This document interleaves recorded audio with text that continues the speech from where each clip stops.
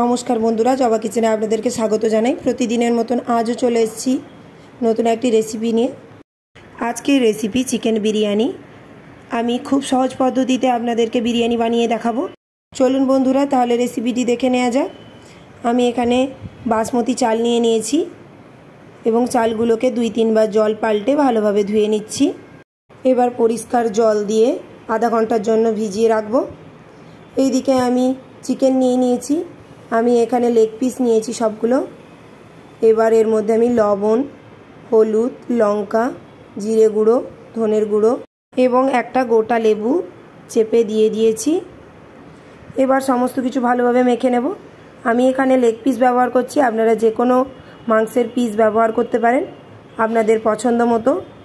এবার ভালোভাবে সমস্ত কিছু মাখানো হয়ে গেছে। আমি এটা কিছুক্ষণের জন্য রেস্টে রেখে দেবো। আর এই দিকে আমি একটা পাত্রের মধ্যে ভাত বানানোর জন্য জলটা গরম করে নিচ্ছি।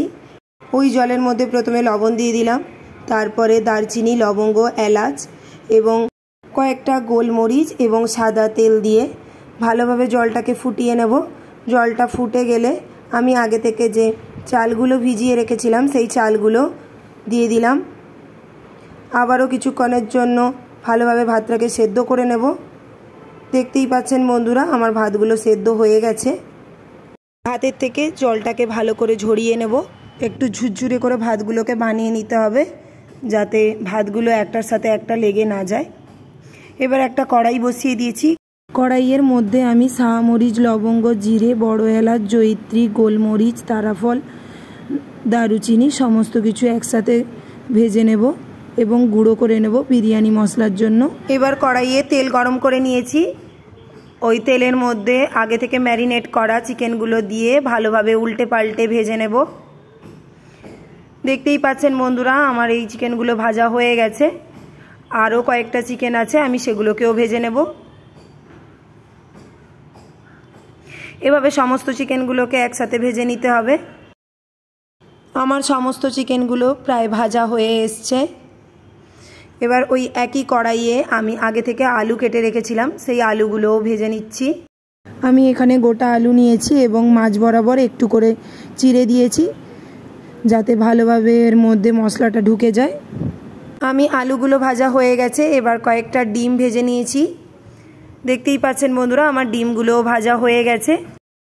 এবার ওই কড়াইয়ে আবারও অল্প পরিমাণ তেল দিয়ে আমি এবার পেঁয়াজগুলোকে ভালোভাবে ভেজে নেব। আমি এখানে পেঁয়াজ ভেজে বেরেস্তা বানিয়ে নিচ্ছি। দেখতেই পাচ্ছেন বন্ধুরা, আমার বেরেস্তাগুলোও ভাজা হয়ে গেছে।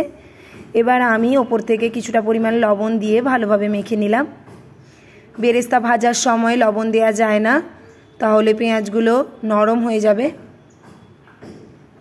এবার আমি ওই কড়াইয়ে আদা রসুন বাটা এবং পেঁয়াজের বাটা দিয়ে ভালোভাবে মশলাটাকে কষিয়ে নেব। কিছুটা মশলা কষানো হয়ে গেলে লঙ্কার গুঁড়ো এবং কিছুটা পরিমাণ হলুদের গুঁড়ো ভালোভাবে জল দিয়ে গুলে নিতে হবে। এবার যে মশলাটা কষাচ্ছিলাম ওই কষানো মশলার মধ্যে এই জলটা দিয়ে দিলাম। এটা দেওয়ার ফলে মশলার কালারটা কিছুটা লাল লাল হয়ে যাবে এবং দেখতে খুব সুন্দর হবে। এবার আগে থেকে যে আমি মাংস, আলু এবং ডিমগুলো ভেজে রেখেছিলাম ওই মশলার মধ্যে দিয়ে দিলাম এবং পরিমাণ মতন লবণ দিয়ে দিলাম এবং অল্প পরিমাণ জল দিয়ে একটা ঢাকনা দিয়ে কিছুক্ষণের জন্য রান্না করে নেব।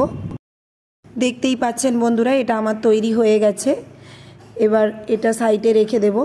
এবার বিরিয়ানির ভাতের অরেঞ্জ কালারটা আনার জন্য আমি একটা পাত্রে দুধ নিয়ে নিয়েছি এবং এই ফুড কালারটা নিয়েছি। এবার দুধের সাথে ফুড কালারটা ভালোভাবে মিশিয়ে নিয়েছি এবং আমি কয়েক ফোঁটা আতরের সাথে মিশিয়ে নিলাম, যাতে বিরিয়ানিতে একটা ভালো গন্ধ আসে। এবার একটা পাত্রের মধ্যে আগে থেকে যে গ্রেভিটা বানিয়ে রেখেছিলাম সেই গ্রেভিটা দিয়ে দিয়েছি। এবার ওপর থেকে আমি ভাতগুলো দিয়ে দিচ্ছি। তারপর একটার পর একটা লেগ পিস আমি এভাবে সাজিয়ে নিচ্ছি, যাতে বিরিয়ানিটা কাটার সময় কোনো অসুবিধা না হয়। এভাবে চিকেন এবং আলুগুলোকে ভালো করে দিয়ে দিয়েছি এবং বেরেস্তা ওপর থেকে ছড়িয়ে দিলাম। আবারও ভাতের আরও একটা লেয়ার দিতে হবে। এভাবে কয়েকটা লেয়ার আমাকে বানিয়ে নিতে হবে। দেখতেই পাচ্ছেন বন্ধুরা, একই পদ্ধতিতে আমি প্রত্যেকটা লেয়ার বানিয়ে নিচ্ছি।